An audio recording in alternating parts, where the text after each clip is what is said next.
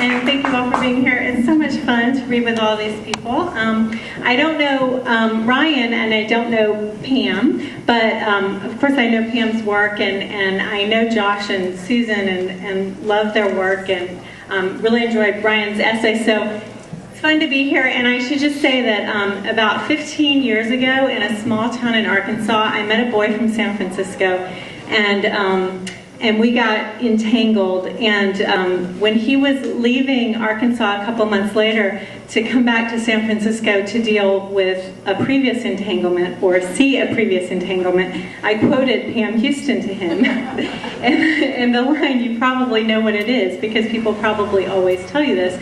The line was, give him one kiss that he'll remember while he's fucking the coyote woman. And it must have worked, and he must have remembered, because all these years later, you know, we're here, and we have a kid in school and a mortgage. So thank you, Pam, and it's really great to be reading it with you. I still love that book so much. Are we in a super big hurry, Peg? In like 5 minutes? So I brought an excerpt from my new novel to read, but I always bring a contingency plan in case we need to leave fast, and I think we do. So my son was reading The Hardy Boys, and I don't know if you guys used to watch this show. I'm just going to read you an excerpt from this book, because I was just reading it today, and it's the funniest thing I've ever read. It's short. And also because when I was 12, one of my grandmother's friends sent me a 500-piece puzzle of Sean Cassidy without any clothes on, except for this tiny little pair of shorts. And it's haunted me ever since. If you don't remember, he was in the Hardy Boys TV show. And so time passes, then I look in the back seat when I arrive at the parking garage here, and here's the Hardy Boys book, and I thought, well, I can just read that if I need to, so I will. This is real quick. So Joe told the others what had happened, which was not of much comfort to his father. After supper, Mr. Hardy announced he was leaving for an important secret meeting. Frank and Joe showered and dressed for the party in the Preto's rumpus room. Chet was bringing his sister Iola, and Frank was to pick up Callie Shaw at her home. Just as the boys started out to their car, they heard the phone ring. Aunt Gertrude answered. After listening for a few moments, she said, "You shouldn't play pranks like this, Callie Shaw. What is it, you?" Then she turned to the boys with an astonished expression on her face. "Goodness, she hung up on me."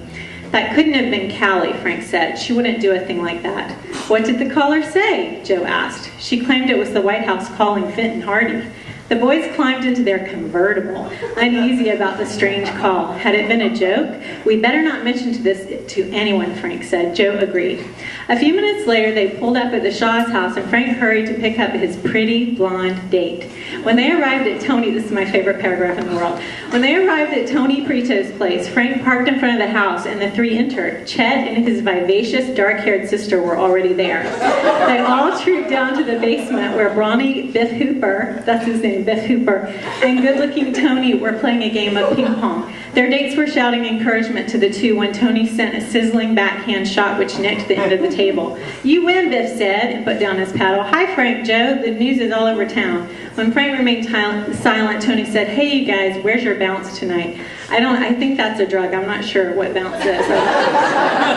The news shouldn't have gotten out, Joe explained. "Well, let's forget about the whole thing and have some fun." The boys grabbed billiard cues, it's almost over, I promise, and went to the large table which occupied one end of the basement. Callie, meanwhile, put on some dance records. And as the evening progressed, the fun increased, and Mrs. Preto appeared carrying a large tray of red-hot pizza.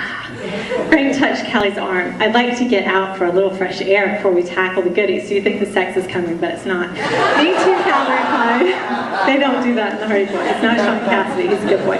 The couple stepped out into the star-studded evening. As they walked toward the front of the house, Frank noticed a car parked 5 feet in front of the curb, almost directly behind his convertible. All its doors were open. 3 men approached Frank as he walked forward. Callie lingered behind. When the man in the lead had almost reached Frank, he suddenly commanded, "Come with us." Callie stifled a scream and ran back into the house. I just love that she stifles her scream. I mean, if your boyfriend's being abducted by 3 men in a sedan, wouldn't you scream loud? You wouldn't stifle your scream. So that's the Hardy Boys, the Arctic Patrol mystery. Thank you all.